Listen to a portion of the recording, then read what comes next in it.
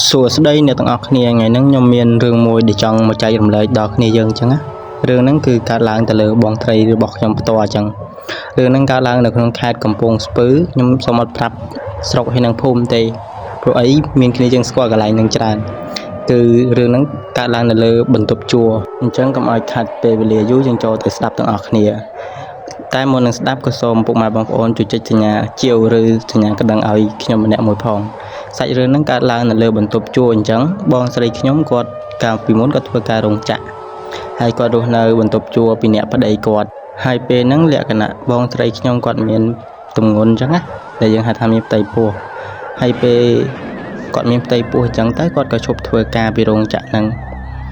ពេលដែលគាត់ឈប់ធ្វើការពីរោងចក្រហ្នឹងគាត់រស់នៅក្នុងបន្ទប់ជួលហ្នឹងម្នាក់ឯងអញ្ចឹងណាប្តីគាត់ទៅធ្វើការបាត់ទៅហើយគាត់នៅបន្ទប់ជួលតែឯងហើយម្លងថ្ងៃមួយហ្នឹងណាគាត់ពងតាដេកនៅក្នុងបន្ទប់ជួលគាត់ហ្នឹងគាត់ដេកទៅ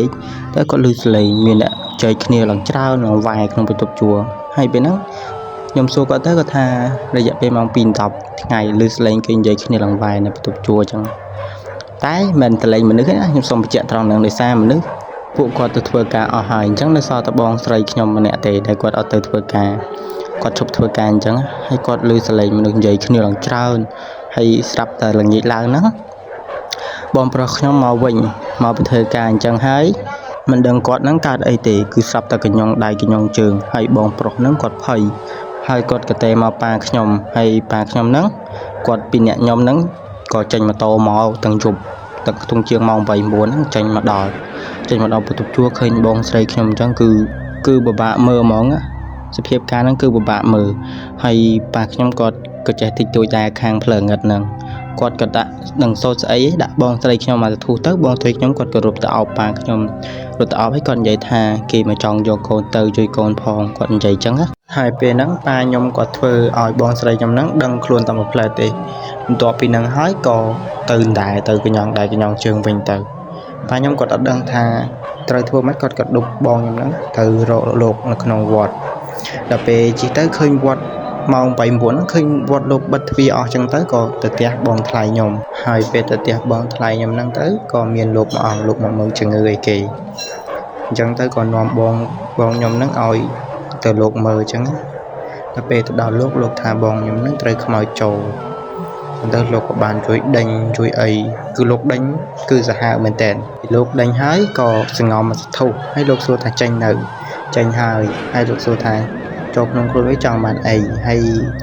វាហ្នឹងក៏ថាចង់បានអាមីហ្នឹងគឺបងស្រីខ្ញុំឈ្មោះអាមីចង់បានអាមីទៅនៅជាមួយហើយលោកថាអត់ឲ្យទេបើអ្នកផ្សេងលោកឲ្យតែបើអាមីលោកអត់ឲ្យទេជាកូនសិស្សរបស់លោកនិយាយចឹងហើយវា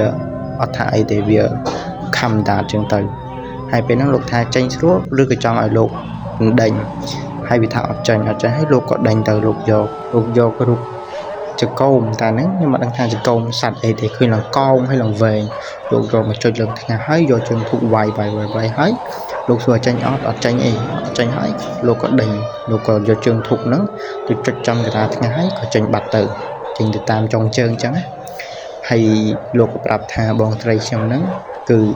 ទៅបេះតបែកពេលគាត់ចាញ់កូនហ្នឹងគាត់ទៅបេះតបែកមួយប្តីគាត់ហ្នឹងគឺគាត់អត់មានប្រាប់ណាគេទេបេះតបែកទៅគឺគេនៅកន្លែងគុំអាស័យហ្នឹងគឺគេព្រាយសំពងសក់ធំគឺព្រះសង្ឃលោកបាននិយាយប្រាប់អញ្ចឹងហើយស្អែកឡើងក៏យកបាយសបាយក្រហមទៅសែនឡើងគុំអាស័យហ្នឹងទៅហើយក៏យកមកសែននៅបន្ទប់ជួលមួយទៀតអញ្ចឹងទៅបងស្រីខ្ញុំក៏ជាសពថ្ងៃនេះទៅហើយមូលហេតុដោយសារគេអាចធ្វើគាត់បានដោយសារគាត់មានពូជមានពងអាហ្នឹងយើងនិយាយឲ្យចំហ្មងទៅគឺមានកូនមានផ្ទៃពោះហ្នឹងហើយគឺគាត់មិនបានពាក់ខ្សែឆ្កេះពាក់ខ្សែដៃអីទេអញ្ចឹងគឺពួកវាអាចឆ្លៀតឱកាសបានអញ្ចឹងរឿងនេះក៏សូមផ្ដាំទៅអ៊ំពូមីងដែលមានកូនឬក៏មានទម្ងន់ហ្នឹងសូមទៅរកលោកស្រោចទឹកឬក៏ពាក់ខ្សែឆ្កេះខ្សែដៃការពារហើយអាហ្នឹងសម្រាប់អ្នកជឿបើអ្នកអត់ជឿក៏គិតតាមការគួរទៅហើយសាច់រឿងយើងក៏មានតែប៉ុណ្ណឹងមុននឹងបញ្ចប់ក៏សូមខន្តីទៅដល់ពុកម៉ែបងប្អូនបើសិនជាខ្ញុំនិយាយលើសលុបឬខ្វះខាតត្រង់ណាក៏សូមកុំប្រកែកប្រកាន់ពួកខ្ញុំទៅនិយាយរឿងខ្មោចលើកទី1ទេតែបើស្រឡាញ់ចូលចិត្តសូមជួយចុចសញ្ញាកណ្ដឹងឲ្យខ្ញុំម្នាក់មួយផងជម្រាបលា